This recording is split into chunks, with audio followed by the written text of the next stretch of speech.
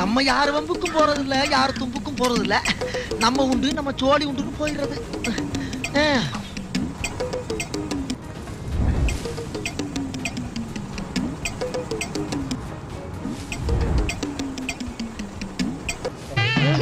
இது அது இல்ல.